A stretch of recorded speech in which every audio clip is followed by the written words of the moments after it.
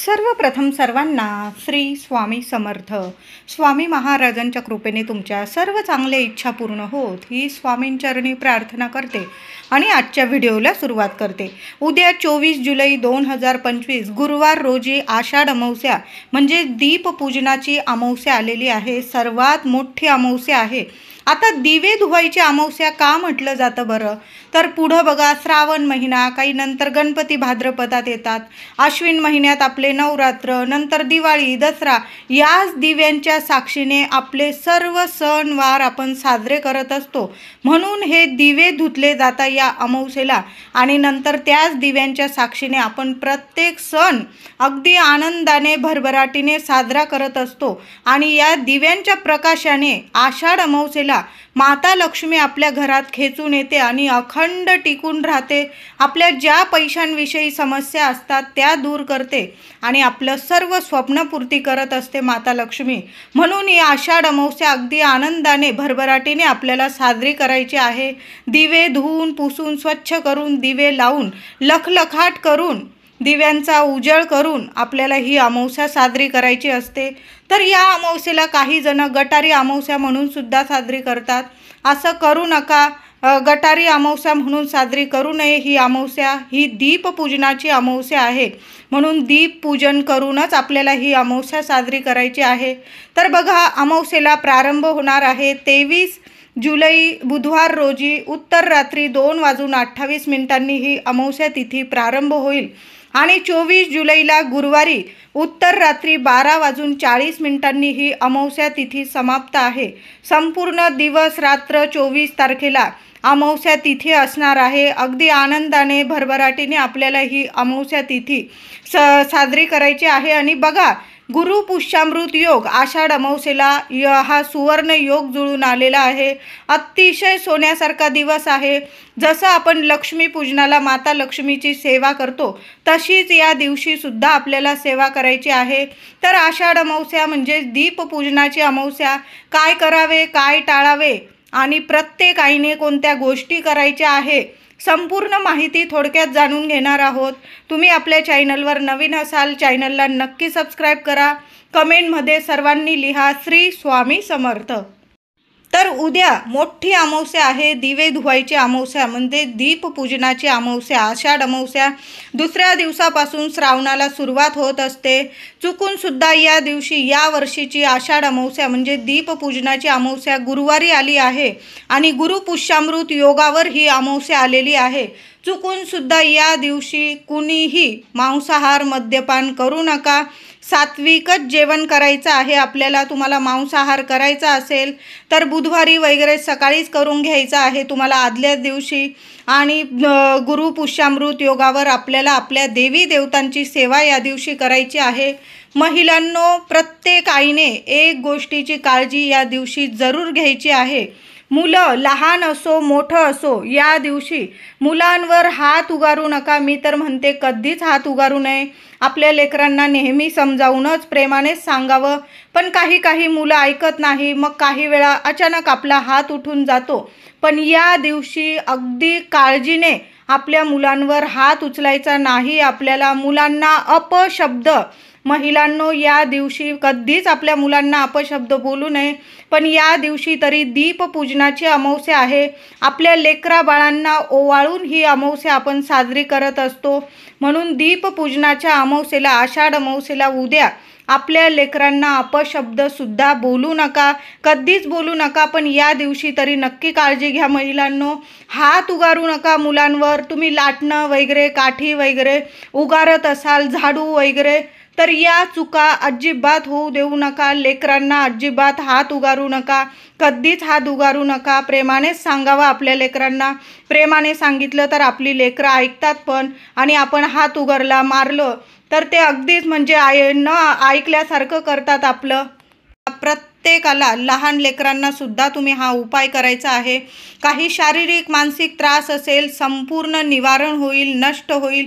जी नकारात्मकता असेल आजूबाजू मनात वगैरे तर संपूर्ण नष्ट होईल आणि तुमच्या आजूबाजू आणि तुमच्या मनातलं वातावरणसुद्धा सकारात्मक होईल. म्हणून हा उपाय थोडंसं खडं मीठ, समुद्री मीठ आणि तुरटीचा खडा, तुरटी इतकी प्रभावी असते आणि अशा शुभ मोठ्या तिथींना जर आपण तुरटी टाकून आंघोळ करतो तर जी काही नजर बाधा असते आपल्या आजूबाजू आपल्याला लागलेली, मुलांना लागलेली, संपूर्ण नष्ट होतं आणि मुलं हसती खेळती प्रगतिशील बनत असतात. आपलीसुद्धा प्रगती व्हायला सुरुवात होते. म्हणून आवर्जून या दोन गोष्टी आंघोळीच्या पाण्यात टाकायच्या आहे. नंतर आंघोळीनंतर सूर्यनारायणाचे दर्शन झाले तुम्हाला तर सूर्यनारायणाला चमचाभर गाईचं दूध पाण्यात टाकून त्या दूध मिश्रित पाण्याने सूर्यनारायणाला अर्घ्य द्यायचं आहे. घरातल्या एका व्यक्तीने तरी सूर्यनारायणाची ही सेवा नक्की करा. संपूर्ण कुटुंबाचं भाग्य तेजस्वी होणार आहे. त्याचबरोबर देवघरातील सर्व दिवे, निरांजन, हळदी कुंकवाचा करंडा, तुम्हाला समया वगैरे सर्व स्वच्छ करायचे आहे. तुम्ही आधी स्वच्छ केल्या असेल अतिशय उत्तम, नसेल केल्या या दिवशी सकाळी लवकर करायचं आहे. तुम्हाला देव घसून पुसून ठेवायचे असतील, स्वच्छ करायचे असेल शास्त्रोक्त पद्धतीने तर अतिशय सोन्यासारखा दिवस आहे. पुढं बघा, श्रावण, नवरात्र, गणपती, दिवाळी, दसरा आपल्याला देव स्वच्छ करावेच लागतात. 1-2-4 महिन्यातून आपण देवांना अगदी शास्त्रोक्त पद्धतीने स्वच्छ करत असतो. तर तुम्ही आषाढ अमावस्येला म्हणजे दीपपूजनाच्या अमावस्येला अवश्य आपल्या देवघरातील देवांना नक्की स्वच्छ करा. छान अभिषेक घालून पूजा करायची आहे. अगदी सुंदर दिवस आहे. देवघरात एक दिवा अखंड या दिवशी नक्की लावून ठेवायचा आहे. महिलांनो, तुम्ही दिव्यांची पूजा तुमच्या देवघरातच करा किंवा वेगळी दीपपूजनाची तुम्ही पाटावर सगळे दिवे मांडून तेलाचे, तुपाचे, निरांजन किंवा समया, दिवे सगळे लावून तुम्ही पूजा केली वेगळी तरीही चालेल किंवा देवघरात केली तरी चालेल. पण आपल्या देवघरात आईने एक दिवा, मुलांसाठी अखंड एक दिवा नक्की लावून ठेवा. त्या दिव्यात महिलांनो 2 लवंगा टाकायच्या आहे, 1 कापूरवडी आणि गुरुवार आलेला आहे आणि गुरुपुष्यामृत योग, सुवर्ण योग आहे. चिमूटभर हळदसुद्धा त्या दिव्यात अवश्य टाका. माता लक्ष्मीला प्रार्थना करा. तुम्हाला मुलांविषयी, तुमच्याविषयी काय प्रार्थना करायची ती बोलून घ्या आणि त्या दिव्यात या वस्तू नक्की टाका. दिवा दुसऱ्या दिवसापर्यंत विझणार नाही याची कृपया काळजी घ्यायची आहे.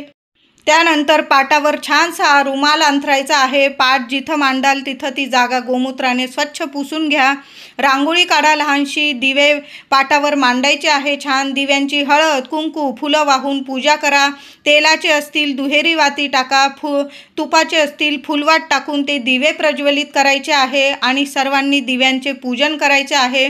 काहीतरी गोडाचा नैवेद्य दाखवा. देवघरात पण दाखवा आणि तुम्ही वेगळी पूजा मांडली असेल दिव्यांची तिथंसुद्धा दाखवायचा आहे. खिरीचा दाखवा किंवा गोड दुधाचा, खडी साखरेचा, गुळाचा, गुळ खोबऱ्याचा, तुम्हाला जो नैवेद्य करायचा असेल देवांना किंवा काही ठिकाणी पुरणाचे दिवे तयार केले जातात, त्याने आरती केली जाते, पुरणावरणाचा नैवेद्य दाखवला जातो. ज्याची त्याची परंपरा वेगवेगळी असते. तुम्ही जसं दरवर्षी आषाढ अमावस्या, दीपपूजनाची अमावस्या साजरी करता अगदी त्याच पद्धतीने ही अमावस्या साजरी करायची आहे. त्याचबरोबर महिलांनो 1 किंवा 5 किंवा 7 किंवा 9 किंवा 11 तुम्हाला उकडीचे तुम्हाला दिवे बनवायचे आहे. काय करायचं, थोडीशी मूठ 2 मूठ कणिक घ्यायची आहे. थोडासा गुळाचा खडा पाण्यात विरघळून घ्यायचा. त्या गोड पाण्याने ती कणिक मळायची आहे आणि त्याचे 2, 5, 7, 9 तुम्हाला जेवढे दिवे बनवायचे असतील ना, जास्तीत जास्त दिवे बनवायचे आहे. 5 बनवा, 7, 11 आणि ते दिवे उकडवून घ्यायचे आहे. छान घट्टसर कणिक मळून घ्या. दिव्यांचा आकार देऊन घ्यायचा आहे. एकमुखीच दिवे बनवायचे आहे तुम्हाला आणि ते दिवे तुम्हाला उकडवून घ्यायचे आहे, म्हणजेच वाफवून घ्यायचे आहे. कुकरमध्ये किंवा वाफेवर तुम्ही वाफवून घेतले तरीही चालेल आणि ते दिवे तुम्हाला त्या दिव्यांमध्ये तेलाच्या किंवा तुम्ही देवांना ओवाळत असाल तर तुपाचे दिवे तयार करायचे. मुलांना जेव्हा आपण ओवाळतो ते तेलाचे दिवे बनवायचे आणि जेव्हा देवांना ओवाळतो आपण तेव्हा तुपाचेच दिव्यांनी ओवाळावं. आता 2 दिवे घ्यायचे, त्यात दुहेरी वाटी टाका आणि त्यात तेल टाकून आपल्या मुलांचं या दिवशी अवश्य प्रत्येक आईने अवश्य औक्षण करायचं आहे। मुलांना पूर्व पश्चिम बसवायचं। आधी देवघरात देवांना ओवाळून घ्यायचं आहे तुपाचे दिवे करून। आपले जी आपण पूजा मांडलेली आहे दिव्यांची त्यांना सुद्धा ओवाळून घ्यायचं आहे आणि नंतर 2 दिव्यांनी छान असं एखाद्या ताटामध्ये ते 2 दिवे ठेवा, कुंकू वगैरे ठेवा, अक्षता ठेवा आणि त्या दिव्यांनी मुलांना ओवाळून घ्यायचं आहे। कुंकू लावा कपाळी मुलांना, अक्षता टाका मुलांच्या डोक्यावर आणि छान असं मुलांना त्या दिव्यांनी ओवाळून घ्यायचं आहे। पूर्व पश्चिम मुलांना बसवून घ्यायचं आणि मग ओवाळायचं आहे। दक्षिण किंवा उत्तर दिशेकडे तोंड करू नका, पूर्व पश्चिमच मुलांना ओवाळायचं आहे, टाकून द्यायचे आहे। कारण याचा अर्थ असा होतो की आपल्या मुलांचं 4ही दिशांनी रक्षण होतं, कधीच कुठलं विघ्न कुठल्याच दिशेने मुलांपर्यंत येणार नाही। म्हणून प्रत्येक आईने मुलांचं औक्षण करायचं आहे आणि मुलांच्या डोक्यावर थोड्याशा अक्षता टाकून त्यातल्याच उरलेल्या अक्षता 4ही दिशांना फेकून द्यायच्या आहे। कुठं पडतात बघू नका। नंतर घरात तुम्ही झाडझूड केली नंतर दुसऱ्या दिवशी आणि त्या अक्षता तुम्ही टाकून दिल्या कचऱ्यात, काही हरकत नाही। 4ही दिशांनी मुलांचं कायम रक्षण होईल। म्हणून मुलांचं असं औक्षण नक्की करा महिलांनो आणि थोड्याशा अक्षता मुलांच्या डोक्यावरून 4ही दिशांना टाकून द्यायच्या आहे। त्याचबरोबर या दिवशी आठवणीने थोडासा का होईना अळणी भात शिजवायचा आहे महिलांनो, अवश्य शिजवा। प्रत्येक अमावस्या माता लक्ष्मीला तर समर्पित असतेच, पण आपल्या पितृदेवतांना सुद्धा समर्पित असते। जेव्हा आपले पितृ प्रसन्न असतात तेव्हा प्रत्येक कामात आपल्याला यश मिळायला लागतं, घरात लक्ष्मी टिकून राहत असते, सर्व देवी देवता आपल्यावर प्रसन्न राहतात। म्हणून या आषाढ अमावस्येला सुद्धा आपल्याला कावळ्याला एक नैवेद्य द्यायचा आहे, थोडासा अळणी भात शिजवायचा आहे। त्यातलाच थोडासा भात, गोळाभर भात घ्यायचा एखाद्या पत्रावळीत किंवा कागदावर, त्यावर ताजं दही टाकायचं आहे, थोडीशी चिमूटभर साखर टाका आणि घराच्या गच्चीवर किंवा दक्षिण दिशेकडं किंवा तुमच्या घराबाहेर एखादं झाड असेल जिथे कावळे वगैरे येतात तिथं तो भात, दही भाताचा नैवेद्य आपल्या पितरांना समर्पित करायचा आहे, त्यांना अर्पण करायचा आहे। कावळ्याला तो नैवेद्य द्यायचा आहे आणि आपल्याला तुम्हाला काय प्रार्थना करायची असेल तुमच्या पूर्वजांना पितरांना तर प्रार्थना करून घ्यायची आहे आणि मागे वळून बघू नका। एकदा दही भात ठेवला, कावळा खातोय, चिमणी खातोय, कबूतर खातोय, तुम्ही तुमचं कर्तव्य केलेलं आहे। घासातला घास तुम्ही पितृदेवतांना काढून ठेवलेला आहे, म्हणून बाकी आपले स्वामी बघत आहे। म्हणून असा दही भाताचा नैवेद्य कावळ्याला अवश्य द्यायचा आहे। थोडासा भात तुम्हाला तुमच्या मुलांवरून उतरवून टाकायचा असेल तुम्ही तसंही करू शकता।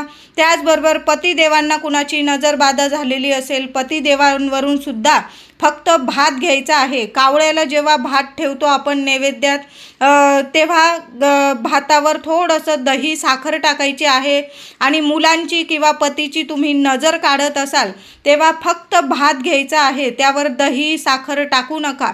फक्त भात 7 वेळा डोक्यापासून पायापर्यंत उतरवून घ्यायचा आणि बाहेर एखाद्या कोपऱ्याला टाकून द्यायचा आहे। कृपया कुणाचा पाय पडेल अशा गोष्टी घडायला नको या दिवशी, कारण अमावस्या तिथी अशी असते की सर्व इडा पिडा बाधा नजर बाधा उतरवण्याचीच तिथी असते। उतरवा, उतारे काढा, मी म्हणत नाही नका काढू, पण अशा ठिकाणी टाका जिथं कुणाचा पाय पडणार नाही। कारण जेव्हा आपण आपली इडापिडा काढतो आणि इतरांच्या पायाशी देतो तेव्हा आपली इडापिडा कधीच उतरत नसते।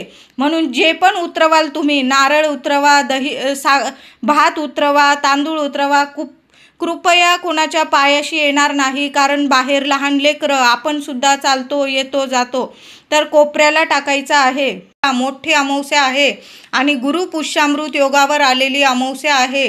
माता लक्ष्मीला आपल्या घरात खेचून आणण्यासाठी जेवढे उपाय सेवा करता येईल ना तेवढे करा, अगदी अजिबात चुकू नका सेवा करायला।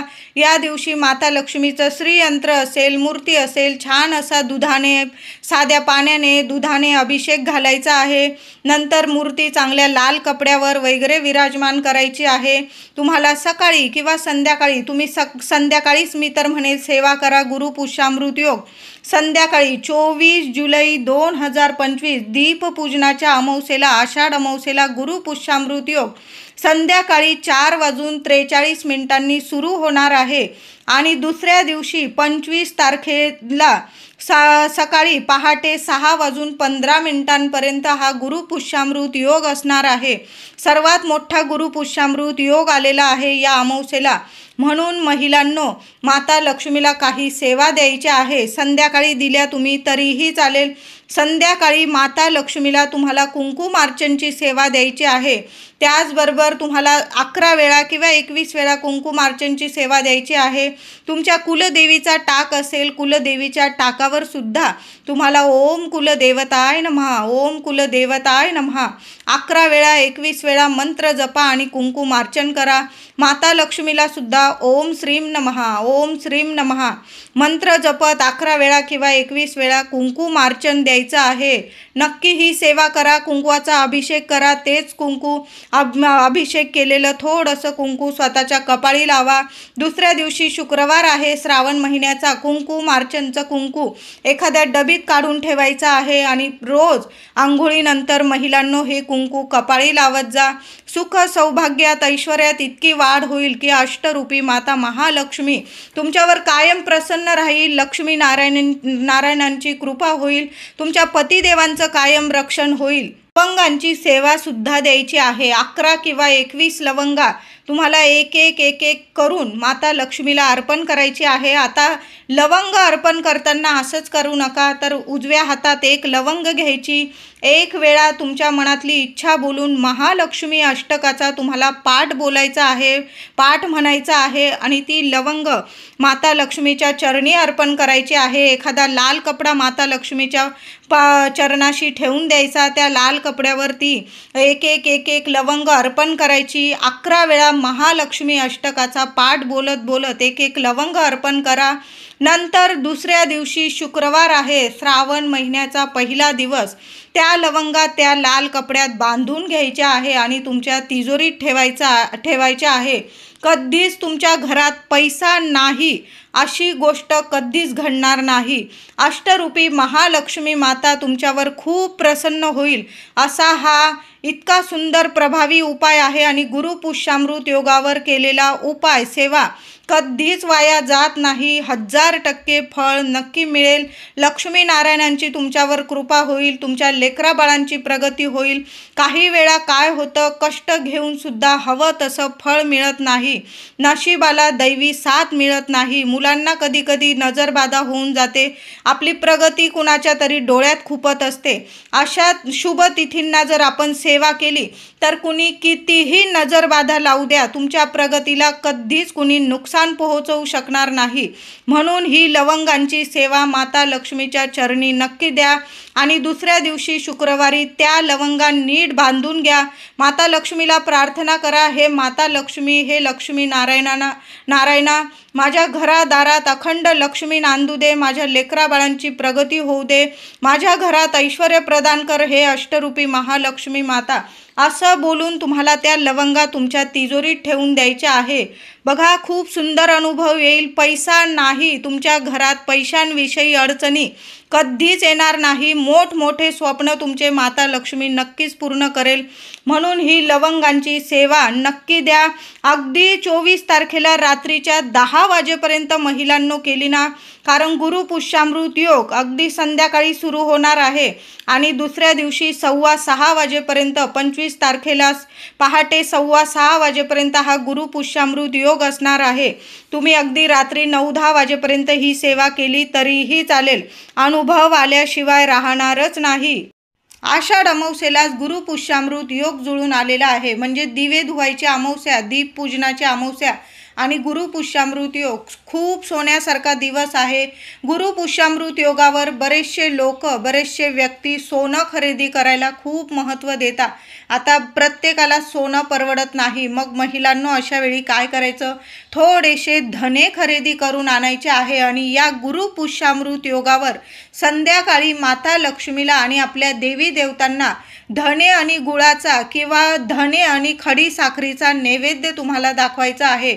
लहानशी वाटी भरून धने आपल्या देवघरात या दिवशी महिलांनो अवश्य ठेवायचं आहे। थोडीशी खडी साखर ठेवा, त्यावर पाणी ओवाळून नीट आपल्या माता लक्ष्मीला, देवी देवतांना नैवेद्य दाखवा। नंतर थोड्या वेळाने तो प्रसाद थोडा थोडा सर्वांनी खायचा आहे। बाहेरील लोकांना हा प्रसाद वाटू नका।